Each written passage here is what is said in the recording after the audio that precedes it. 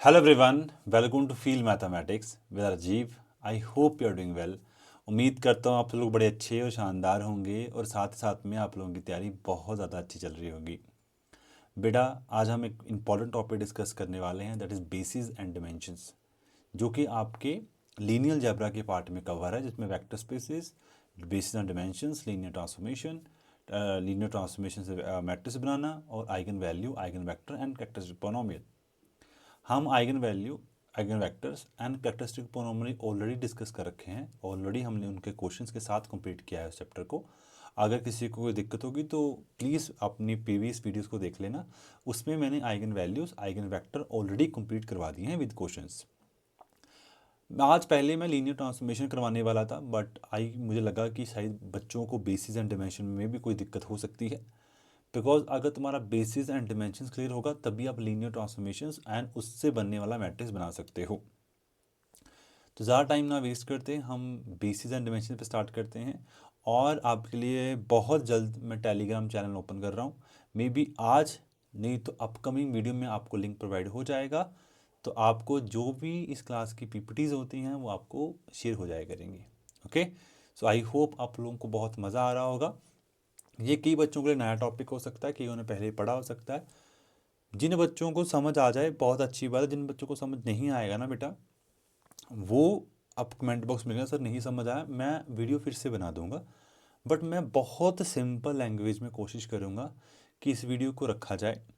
Please थोड़ा सा जोर लगाना, कंसेप्ट पे अपने ध्यान देना। जो मैं वर्ड्स बोलूँगा, जो भी चीज़ें मैं यूज़ करूँगा, एक बार उसको सोचना। अगर आप नहीं सोच पाएंगे तो आप मुझे कमेंट बॉक्स में लिखना।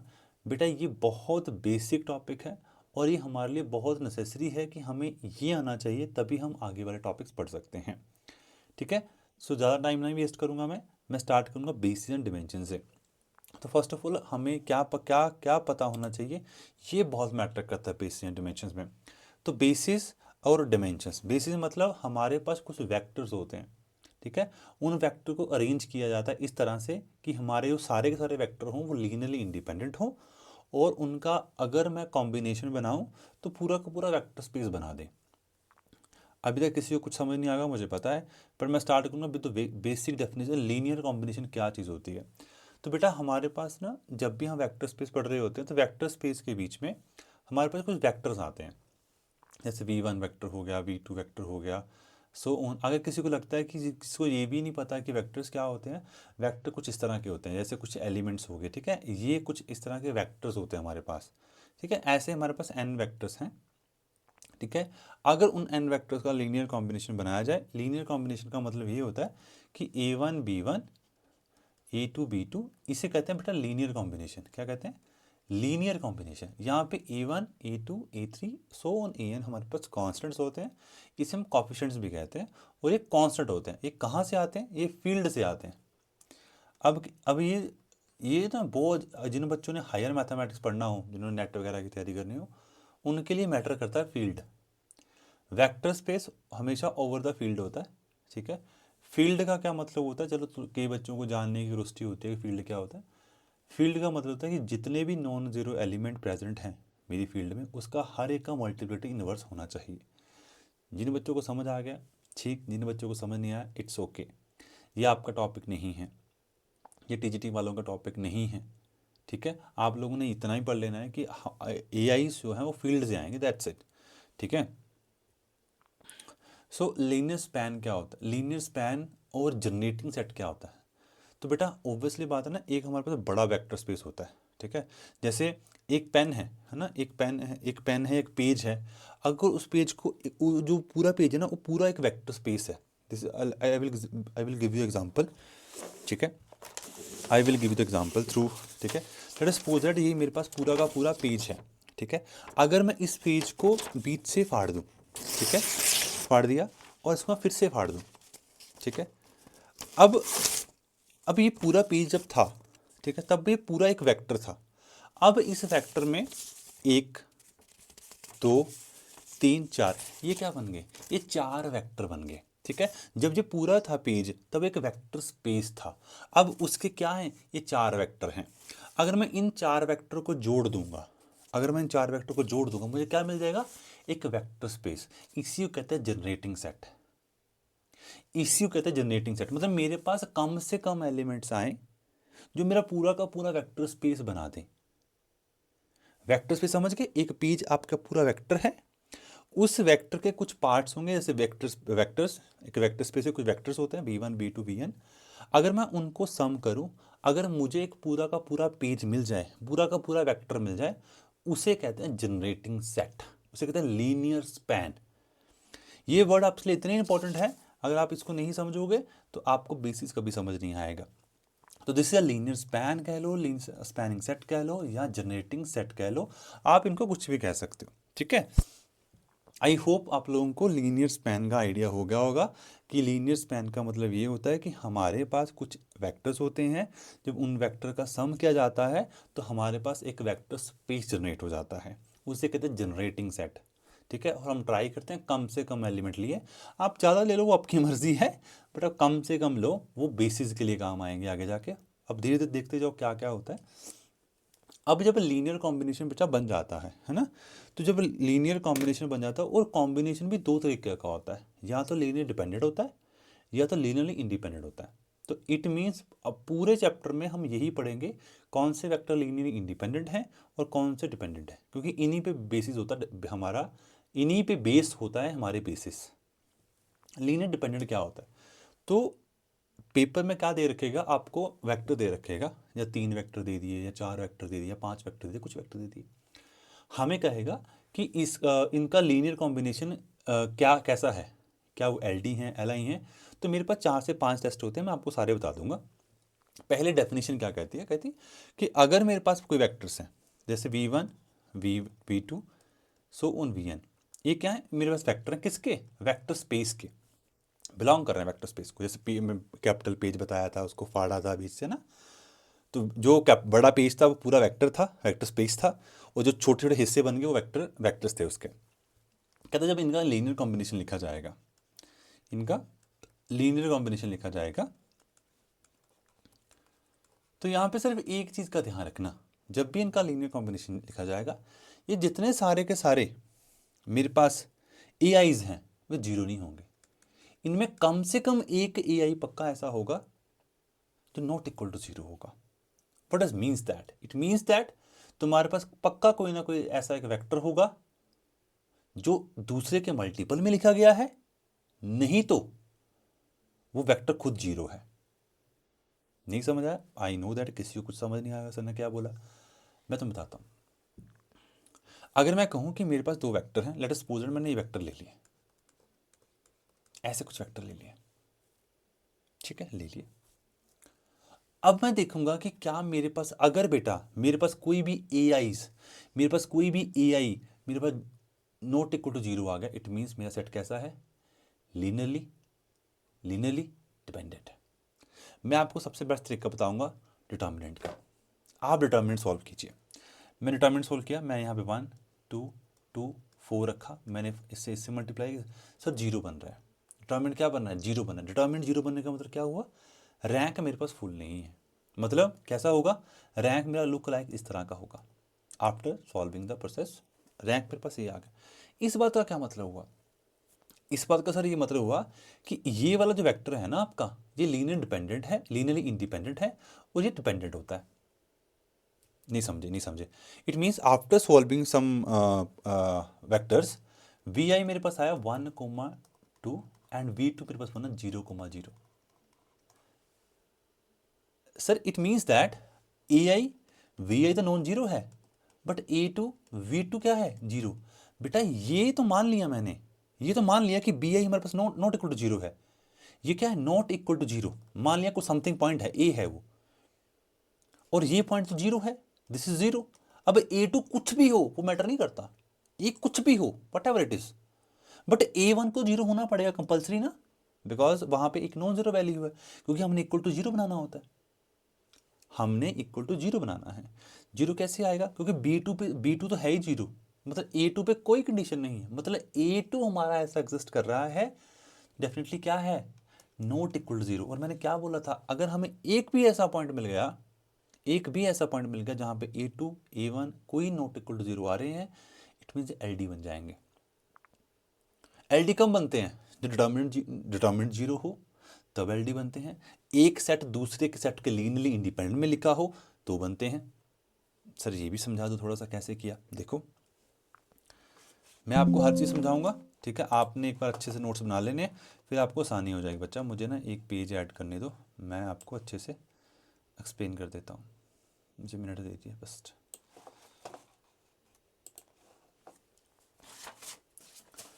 जब भी हमने वेक्टर्स को बनाया L D v1 v2 so on vn is equal is L D.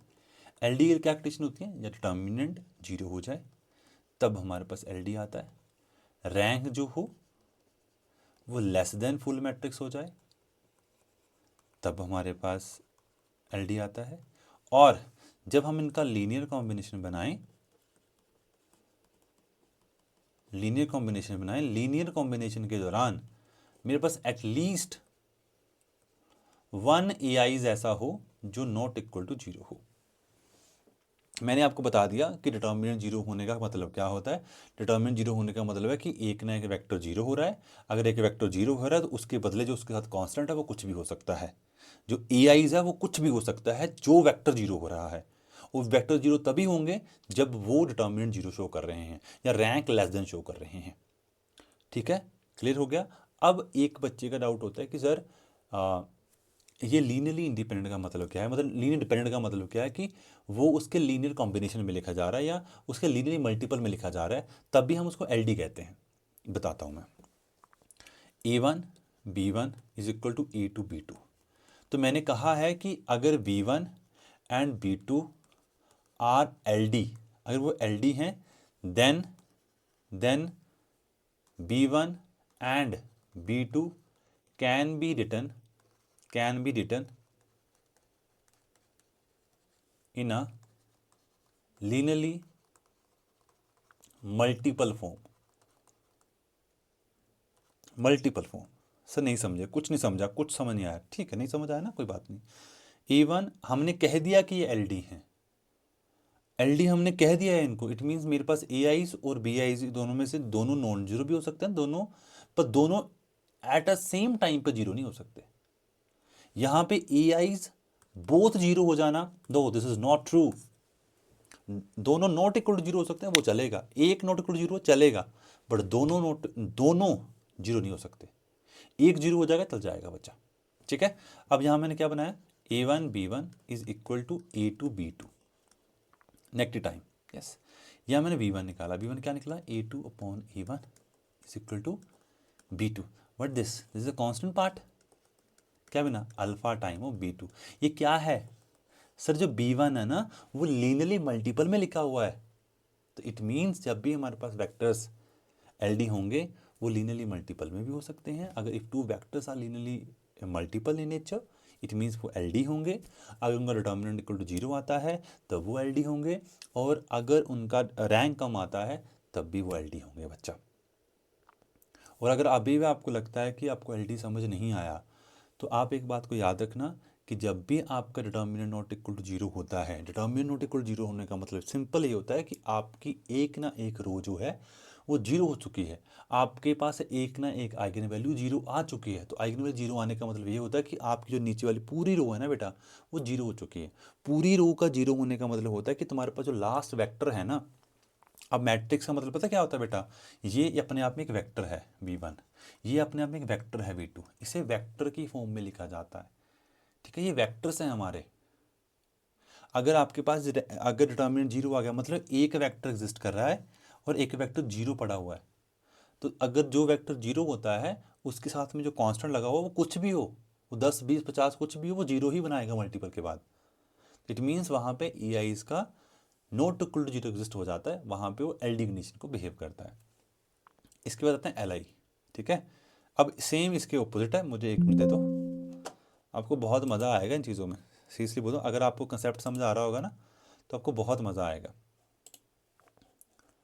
L I क्या है, एल आई क्या है, इसे कहते हैं linearly independent set. Linearly independent set का मतलब होता है कि जब भी हम इसका लीनियर कॉम्बिनेशन बनाएं, वेक्टर तो ऑब्वियसली वहाँ भी होंगे, एन वेक्टर्स ही होंगे, है ना। हमारे पास क्या होंगे, एन वेक्टर्स ही होंगे, बिल्कुल ठीक बात है। अगर वो एन वेक्टर्स हैं, अगर मैं उसका लीनियर कॉम्बिनेशन बनाता हूँ, A1 B1 A2 B2 so on AN BN। मैंने बना दिया, यस। यहाँ पे कंडीशन ये होती है जितने भी AIs हैं वो सारे के सारे जीरो होने चाहिए, ये कंडीशन है। ये ऐसा क्यों होता है सर? इसलिए होता है कि जितने भी आपके पास LI वेक्टर होते हैं ना, वो सारे vector not equal to zero होते हैं। सारे के सारे VIs क्या होंगे? नॉट इक्वल टू बच्चा जीरो होते हैं। नॉट इक्वल टू जीरो का मतलब समझते हो क्या होता है? बस जितने भी सारे AIs है वो जीरो होना पड़ेगा, तभी इसकी मल्टीप्लिकेशन जीरो बनेगी। ठीक है, आई होप आपको चीज़। और जिसका determinant not equal to zero आए वो भी एक LD सेट बनाते हैं, और जिसका रैंक फुल मैट्रिक्स बने वो भी एक LD सेट बनाते हैं। रैंक फुल बन जाए वो भी एक LD नहीं सॉरी LI सेट बनाते हैं। ठीक है, अगर आपको ये बात समझ नहीं आई होगी तो LI वेक्टर का determinant not equal to zero का मतलब क्या हुआ कि अगर मेरे पास कोई 3x3 का मैट्रिक्स है, ठीक है, मैंने कहा determinant not equal to zero है, क्या मतलब हुआ उसका? उसकी सारी की सारी रोज कैसी हैं? Not equal to zero. अगर मेरे पास कोई भी रो जीरो बन जाती, डिटर्मिनेंट मेरे पास क्या आता?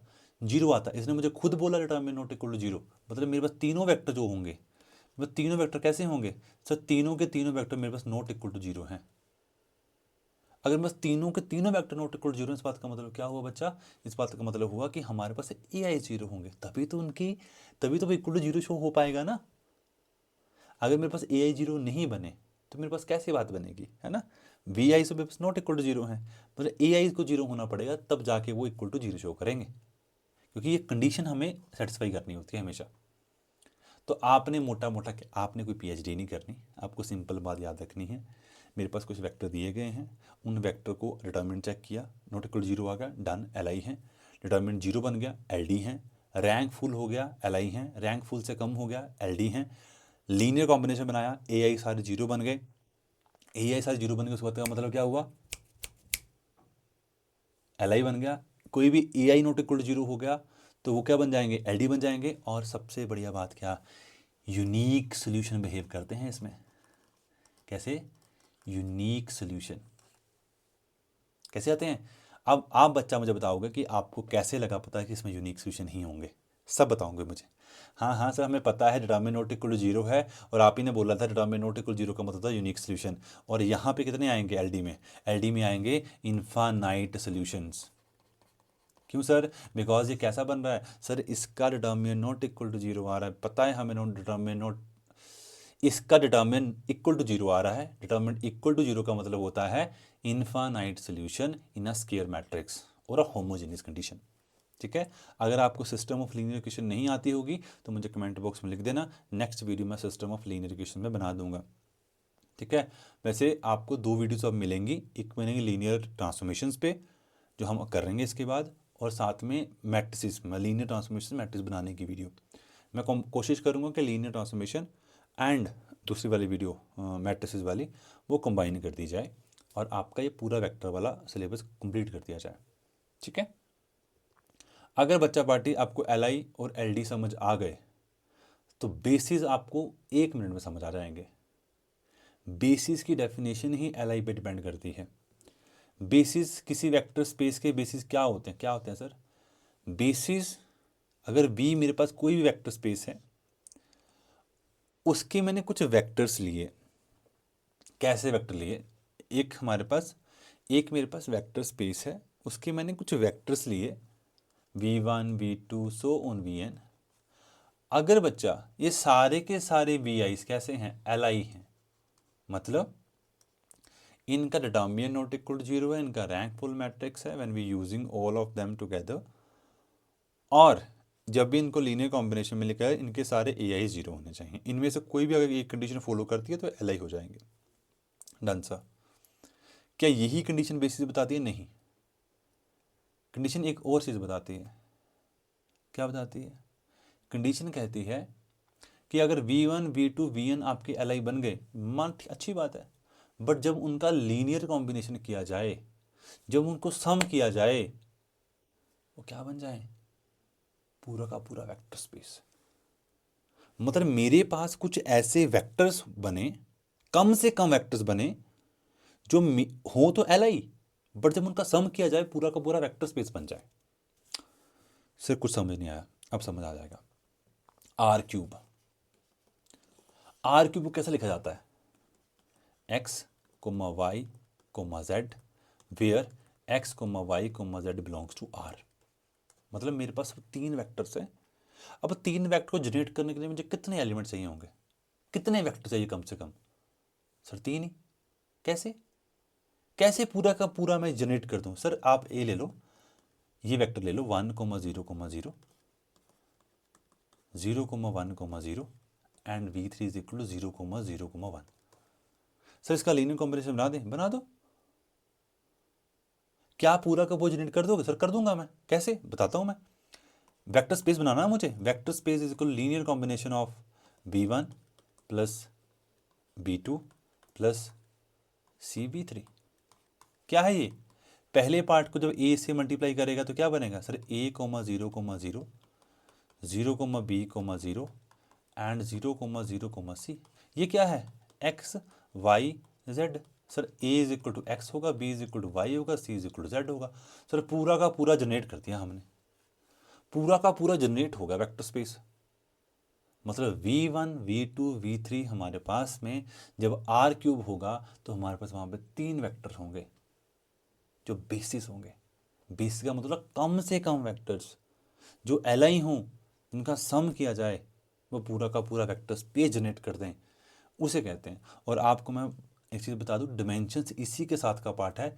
जितने नंबर ऑफ एलिमेंट प्रेजेंट होंगे बेसिस में, उसे हम डिमेंशंस कहते हैं। Dimensions of a vector space is a number of vector in any basis set. It is denoted by dimension of B। मतलब जितने भी हमारे पास, जैसे मैंने आर क्यूब की बात की बच्चा, तो आर क्यूब में हमें पता है कि तीन वेक्टर से पूरा का पूरा आर क्यूब जनरेट किया जा सकता है। तो इसके जो डिमेंशंस होंगे ना बेटा, वो तीन होंगे। आर एन के डिमेंशंस कितने होंगे? एन होंगे। ठीक है। आई होप आप लोगों को चीज़ें समझ आ रही होंगी, अच्छे से समझ आ रही होंगी। अब मैं कुछ स्टैंडर्ड वेक्टर स्पेसेस लिख देता हूँ जिनके आपको डिमेंशंस प्रॉपर्ली पता होनी चाहिए। ठीक है, मुझे एक मिनट दे दो, फिर आप हमारा ये टॉपिक बिल्कुल कंप्लीट हो जाएगा। जिन बच्चों को समझ नहीं आएगा मैं उन बच्चों से सिर्फ एक ही रिक्वेस्ट करूँगा, आप लोग मुझे प्लीज़ कमेंट बॉक्स में बताइए। मैं आपको ये चीज़ बार बार मेंशन नहीं करूँगा, ये मैं आपकी कन्वीनियंट के लिए वीडियोस बना रहा हूँ, आपको चीज़ें समझ आएँ। नहीं तो मैं क्वेश्चन से भी आपको चीज़ें करवा सकता हूँ, बट स्ट्रेट फॉरवर्ड क्वेश्चंस जो मैं करवाऊँ पेपर में आए ज़रूरी नहीं होता। बट जो मैंने कंसेप्ट आपको बता दिया वो पेपर में भी आएगा और आपको लाइफ टाइम आगे भी काम आएगा। इसलिए मैं सबसे पहले कंसेप्ट पे ध्यान देता हूँ बेटा। कंसेप्ट में बहुत ज़ोर लगता है बेटा। ठीक है, चलो आ जाओ, मैं आपको कुछ स्टैंडर्ड बेसिस बता देता हूँ या स्टैंडर्ड वेक्टर स्पेसिस बता देता हूँ, उसकी डिमेंशंस क्या क्या होती हैं। सबसे पहले आती है P N X. P N X का मतलब होता है पॉलिनोमियल ऑफ एन डिग्री। क्या होता है? Polynomial polynomial of N degree. अब किसी बच्चे को अगर पॉलिनोमियल बनानी आती होगी ना, बड़े आराम से बनाएगा। हम स्टार्ट करते हैं छोटी से, जिससे हमें आइडिया हो जाए, जनरलाइज कर देंगे हम। पॉलिनोमियल ऑफ 2 डिग्री बताना सर कैसे लिखी जाती है? अच्छा सर, पॉलिनोमियल ऑफ 2 डिग्री लिखी जाती है ए नॉट, हाँ जी, a1x, हाँ जी, और a2x स्क्वायर, हाँ जी सर बिल्कुल ठीक बात। इसमें बेसिस कौन कौन से हैं sir? Sir constant, sir x, sir x square. क्या इन तीनों के अलावा कभी भी पूरी 2 डिग्री की पॉलिनोमियल बनाई जा सकती है? नहीं सर, ये तीन तो फिक्स हैं। यस और नो? इन बेसिस के बिना क्या कोई, इनके इनके यूज के बिना क्या कभी तुम कोई पॉलिनोमियल बना सकते हो? नहीं बना सकते। वो 2 डिग्री की है ना। तो कितने वेक्टर्स आए? 3 आए। तो डिमेंशन कितनी होगी?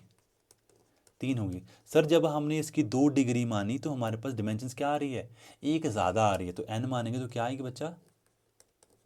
n+1 आएगी। ठीक है, मैं अब आपको बहुत आराम से और इजी वे में समझा रहा हूँ। एक मैट्रिक्स होता है, एक मैट्रिक्स में जैसे हमारे पास ये पूरा मैट्रिक्स है, इसकी डिमेंशन कितनी होगी? तो मैं तुम्हें बड़े आराम से समझाऊंगा। इसकी डिमेंशन आएगी 4। इसमें कितने एलिमेंट हैं? 1 2 3 4। समझ, 4 एलिमेंट है तो 4 हो जाएगी? नहीं, समझने का तरीका होता है। इसमें एक बेस बना 1 0 0 0, एक बेस बना 0 1 0 0, एक बना 0 0 1 0, और ये बना 0 0 0 1। क्या इन इन 4 मैट्रिक्स के कॉम्बिनेशन से मैं कोई भी मैट्रिक्स जनरेट कर सकता हूं, कोई भी मैट्रिक्स 2 क्रॉस 2 की। मैंने क्या करना है, इन्हीं मैट्रिक्स से तो लीनियर कॉम्बिनेशन बनाना है। मैंने ए की वैल्यू को सेट कर देना है, वो उसके इक्वल आ जाएंगी। ये सुनो, जब भी आपको ये चीज़ बनानी है, लेट अस सपोज मुझे 1 2 3 4 बनाना है, कैसे क्या लिखूंगा मैं, यहाँ 1 लिखूंगा, फिर मैं इसको लाऊंगा इधर, यहाँ 2 लिखूंगा, फिर मैं इसको लाऊंगा इधर, फिर मैं 3 लिखूंगा, फिर इन भाई साहब को इधर लाऊंगा, फिर मैं यहाँ पे 4 लिखूंगा, फिर इन भाई साहब को इधर लाऊंगा। मेरा पूरा का पूरा मैट्रिक्स स्पेस जनरेट होगा, पूरा का पूरा मैट्रिक्स जनरेट हो गया। इट मीन्स मैट्रिक्स मुझे क्या बताते हैं, जो ये कितने नंबर ऑफ एलिमेंट हैं, ये 4 हैं, मैं 2 क्रॉस 2 बताते हैं। सर डिमेंशन क्या होगी जब मेरे पास n क्रॉस n का मैट्रिक्स होगा, बेटा मेरे पास डिमेंशन आएगी n²। कैसे sir, because how many number of element we have, 2 × 2 4, 4 element है, तो कितने हमारे पास वेक्टर स्पेस बने, 4 बने, तो कितनी डिमेंशन आएगी यहाँ पे, n² बने, 2 का स्क्वायर n का स्क्वायर। आई होप ये आपको अच्छे से क्लियर हुआ होगा और आपको बहुत मज़ा आया होगा इस पूरे के पूरे वेक्टर स्पेस को समझने में। ठीक है, तो आप लोग देखिए आपको समझ आया कि नहीं समझ आया। नहीं समझ आया होगा तो कमेंट बॉक्स खुला है आप लोगों के लिए बच्चा, कमेंट में बताइए मुझे, तो अगली वाली जो भी वीडियो होगी वो उस तरह से ही मोल्ड की जाएगी, बिकॉज इस टॉपिक का आना बहुत ज़रूरी है।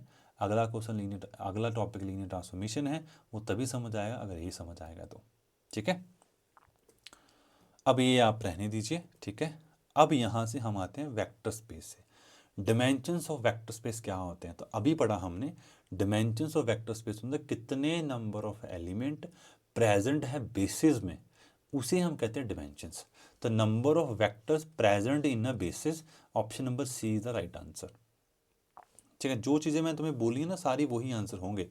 कहता है कि बेसिस ऑफ वेक्टर स्पेस का मतलब क्या होता है, सर बेसिस का मतलब आपने बताया कि जितने भी मेरे पास वो वेक्टर्स हैं, कितने वेक्टर होने चाहिए, सर उतने ही मेरे पास वेक्टर होने चाहिए जो पूरा का पूरा सम करने पे मुझे वेक्टर स्पेस दे दे, पूरा का पूरा सम करने में मुझे वेक्टर स्पेस दे दे, और वो सारे के सारे वेक्टर होने कैसे चाहिए, एल होने चाहिए, शुड बी एल। यहाँ पे लिखा है एल एंड स्पैन, स्पैन मतलब होता है जनरेटिंग सेट, मतलब सी इसका बिल्कुल राइट आंसर होगा बच्चा। अब आइए इसके, कहता है जो सेट दिया गया है बेटा हमेशा याद रखना, अगर यहाँ पे R² लिखा है तो वेक्टर वहाँ 2 ही प्रेजेंट होंगे। ठीक है, कहते जो सेट दिया गया है दिस वन, ये क्या है, तो आप क्या बोलोगे सर ये 1 0 एंड 0 1। हमने बेटा इसका ना मैट्रिक्स बना लेना हमेशा, 1 0 0 1, इसका डिटर्मिनेंट निकाला, डिटर्मिनेंट आया हमारे पास 1, that is not equal to 0। Sir it means ये LI हैं, क्या है ये LI हैं, लीनियरली इंडिपेंडेंट सेट हैं ये। अब कहता कि स्पैन कर रहे हैं R², में बेटा क्या होता है, R² को ऐसा लिखते हैं ना हम x, y, है ना। क्या ये पूरा का पूरा वेक्टर स्पेस जनरेट कर सकते हैं ये दोनों, सर बिल्कुल कर सकते हैं। कैसे, sir A is equal to 1 0 and B is equal to 0 1। बेटा ये क्या बना A, जिसे ये क्या बना B, ये किसके इक्वल आया, A आया x के इक्वल, B आया y के इक्वल। सर पूरा का पूरा जनरेट किया जा सकता है। अगर तुम्हें कोई शक है आप बोलो कि 4,5 जनरेट करके बताओ, मैं A को 4 रख दूंगा और B को 5 रख दूंगा, तो क्या बना मेरा 4,5 बन गया ना। तो मैं पूरा का पूरा वेक्टर स्पेस R² जनरेट कर सकता हूँ इन 2 वेक्टर से। तो ये क्या बना, बी ऑप्शन बना। इसे क्या कहेंगे, सर ये बेसिस हैं। क्या है ये बेसिस हैं, किसके लिए, R² के लिए बच्चा। इसकी डिमेंशंस क्या आएंगी, सर 2 आएंगी। इसके वेक्टर हैं कैसे, सर LI हैं। बस आप लोगों ने बेटा अगर ये चीज़ें समझ ली ना तो मज़ा आ जाएगा इस टॉपिक में, बहुत मज़ा आएगा। फिर तो लीनियर ट्रांसफॉर्मेशन तो हम हवा में उड़ाएंगे। ठीक है, कहता maximum number of linearly independent set in R4। अभी तो बताया R4 का मतलब क्या हुआ कि डिमेंशंस कितनी है इसकी, 4 है, 4 डिमेंशन। उनका मतलब क्या हुआ, इसमें 4 वेक्टर हैं इसके बेसिस में, और बेसिस में सारे एलिमेंट होते कैसे हैं, सर सारे के सारे LI होते हैं। तो कैसे आएंगे LI, 4 एलिमेंट आएंगे LI। ठीक है, कहता अगर कोई वेक्टर है, अगर कोई वेक्टर स्पेस है उसमें 7 क्या हैं वेक्टर्स हैं, उसकी डिमेंशन क्या होगी 7। ऑब्वियसली इसमें तो कोई बड़ी बात है ही नहीं, अब तो तुम इतना समझ चुके हो। अब पोलिनोमियल दी गई है, अभी हमने निकाला पोलिनोमियल का मतलब क्या होता है कि सर इसकी जो बेसिस होते हैं ना, पोलिनोमियल का डिग्री 4 डिग्री का मतलब क्या हुआ, P4 का मतलब 4 degree, A0 A1x A2x², A3x³ और A4x4। ये हो गए 4 डिग्री की पोनोमिल। 1x, x² x³ and x⁴। 1 2 3 4 5, तो वहाँ पे हमने n+1 लिखा था। 4+1 5 होता है, तो 5 इसका आंसर। चारों बेसिस है कौन से? ये रहे वो चारों बेसिस। आई होप आप लोगों को समझ आया होगा। अगर किसी को समझ नहीं आ रहा बच्चा, तो अगर मैं इसको 0 पुट करूँगा ना बच्चा, अगर इसको 0 पुट करूँगा, ऑब्वियसली लीनियर कॉम्बिनेशन को इक्वल टू 0 पुट कर इक्वल टू 0 करते हैं LI चेक करने के लिए। तो ये क्या मतलब हुआ? 0 0x 0x², so on 0x4। ठीक है, तो A1 0, A0 0, A1 भी 0। अगर मैं इक्वेट करूँ इन दोनों को, तो A2 0, सारे AI 0 आ रहे हैं। तो मतलब क्या हुआ? ये LI का सेट है। अब मैं तुम लोगों को ये बता चुका हूँ, जब भी आपको कोई पूछे कि ये LI है कि LD है, आप सिंपली ये काम कीजिए बच्चा। वो क्या काम है? या तो इसका रैंक निकाल लीजिए, या तो इसका डिटरमिनेंट निकाल लीजिए। वो आपकी इच्छा है। सर लिखने कैसे हैं? जैसे वेक्टर पढ़े हैं वैसे लिख दो। 1 0 1 2 1 3 -1 -1 2। तो मैं ज़्यादा कंफर्टेबल वेक्टर्स को रैंक निकालने में होता हूँ, बट अगर तुम्हें जैसा ठीक लगे हम वैसा कर सकते हैं। मैंने 1 लिखा, मैंने इसको इससे मल्टीप्लाई किया 2, मैंने इसको इससे मल्टीप्लाई किया, प्लस किया है 3। 0 वाला लिखने का मतलब ही नहीं है। 1 यहाँ फिर आ गया, मैंने इसको ड्रॉप कर दिया, मैंने इसको ड्रॉप कर दिया, मेरे पास बना -2 एंड बना +1। ये बना 5 -1, that is equal to 4। Sir ji ये LI हैं। LI हैं, हाँ जी। क्या ये अगर ये LI हैं तो ये पूरा का पूरा क्या बना देंगे? पूरा का पूरा बेसिस बना देंगे। सर कैसे? बिकॉज हमारे R³ में कितने नंबर ऑफ एलिमेंट होते हैं बेसिस में? सर 3। वो तीनों होने कैसे चाहिए? LI होने चाहिए। ये क्या है? तीनों के तीनों LI हैं, तो ये पूरा का पूरा वेक्टर स्पेस भी जनरेट कर देंगे बेटा। This is answer number C. Answer number C. अगर इसमें 2 3 से कम वेक्टर्स होते जो LI हैं, तब पूरा का पूरा वेक्टर स्पेस जनरेट नहीं हो सकता था। इसमें अगर 3 वेक्टर हैं तभी वो एक बेसिस बना सकते हैं। कहता है विच ऑफ द फॉलोइंग, ये आप लोगों के लिए क्वेश्चन है, आप लोग मुझे बच्चा बताओगे। This is a homework question. किसमें से कौन सा LI सेट है? और LI जानने के लिए हमें पता है क्या करना है, मुझे नहीं बताना आप लोगों को। ठीक है सर जी, ये बताओ LI है कि LD है? 1 मिनट लगाएंगे हम, 1 मिनट। डिटरमिनेंट निकाला 2 -1 1 आया सर, LI है। क्वेश्चन खत्म। ये वेक्टर कैसे हैं? सर सिंपली बात है, 1 2 1 2 4 2 एंड 3 6 3। सर सिंपली ना इसका रैंक निकाल लेते हैं। ठीक है, रैंक निकाला मैंने। 1 2 1, इसको 2 से मल्टीप्लाई करके माइनस किया, 2 से मल्टीप्लाई करके माइनस किया। सर खत्म, आगे जाना ही नहीं है। एक भी रो जीरो हो गई। एक भी रो जीरो होने का मतलब एक वेक्टर जीरो हो गया। एक वेक्टर जीरो होने का मतलब AI नॉन जीरो हो गए। ये LD हैं। आया मज़ा? मज़ा तो आ रहा है तुम्हें। सर 1 2 3 4, सर कितने? सर ये है x³ मतलब 3 डिग्री की पोनोमिल होगी। ये कितनी डिग्री की? 3 डिग्री की पोनोमिल है। P3 आंसर आएगा, क्योंकि इसमें जो बेसिस आएंगे वो 4 आएंगे, 1 2 3 4। सर ये कैसे हैं? बच्चा देखो यहाँ पे आप चीज़ को समझो। मैंने इसको बनाया, ठीक है, 1 0 0 0 0 1 0 0 0 0 1 0 0 0 0 0। Sir last vector 0 0। सर ये क्या है बेटा? यहाँ पे ना एक वेक्टर, 2 वेक्टर, 3 वेक्टर। ये 3 वेक्टर कैसे हैं? ये 3 वेक्टर LI हैं। बट जो चौथा वेक्टर है ना, ये LD बन रहा है। तो इट मीन्स अगर मैं इनका चारों का सम करूँगा तो मुझे क्या मिलेंगे? मुझे मिलेंगे ये LD। अगर हमारे पास एक भी वेक्टर LD आ गया तो उसका सम हमेशा LD बनेगा। क्या ये LD है? बिल्कुल LD है, ना ही गलत ना ही गलत। समझ आ गया कि नहीं? यस और नहीं। अगर यहाँ पे हमें सिर्फ पूछा था, जस्ट अ मिनट, यहाँ से हमें सिर्फ इन 3 वेक्टर्स के बारे में पूछा, चौथा वेक्टर तो उसने पूछा ही नहीं। तो हमें यहाँ पे LI LD नहीं कर सकते। अगर मेरे को लगा चौथा भी पूछा हुआ है। उसने सिर्फ इन 3 वेक्टर्स के बारे में पूछा कि 3 वेक्टर कैसे हैं। ये तीनों वेक्टर कैसे दिख रहे हैं तुम्हें? ये तीनों वेक्टर तुम्हें कैसे दिख रहे हैं? ये तीनों वेक्टर सर कैसे हैं? तीनों LI हैं। क्यों? क्योंकि तीनों इंडिपेंडेंट वे में लिखे हैं, ना ही किसी का लीनियर कॉम्बिनेशन। बेटा हर बार स्क्वायर मैट्रिक्स मिले वो ज़रूरी नहीं होता है ना। यहाँ पे स्क्वायर मैट्रिक्स नहीं है, यहाँ पे बनना चाहिए 4 को 4 का मैट्रिक्स। उसने नहीं दिया, उसने 3 वेक्टर्स के बारे में पूछा, ओनली 3 वेक्टर्स के बारे में पूछा। अगर उसने 3 वेक्टर्स के बारे में पूछा है, ये तीनों के तीनों कैसे हैं, एलाई हैं। कैसे सर, कैसे लगा बता आपको एलाई हैं? मैंने इसका लीनियर कॉम्बिनेशन बनाया 1 0 0 B time of 0 1 0 0 C time 0 0 1 0 that is equal to zero matrix. मतलब क्या होता है, 0 0 0 0 सर एक A B C 0 that is equal to 0 0 0 and 0। ये क्या बना, A0 B0 C0। मैंने क्या बोला था, सारे ए क्या आ रहे हैं, जीरो वाले, इट मीन्स क्या है, एल आई का सेट है। बाकी नहीं बना पाया कुछ भी, क्योंकि बेसिस बनाने के लिए मुझे 4 चाहिए थे, ये 3 है, डन सा।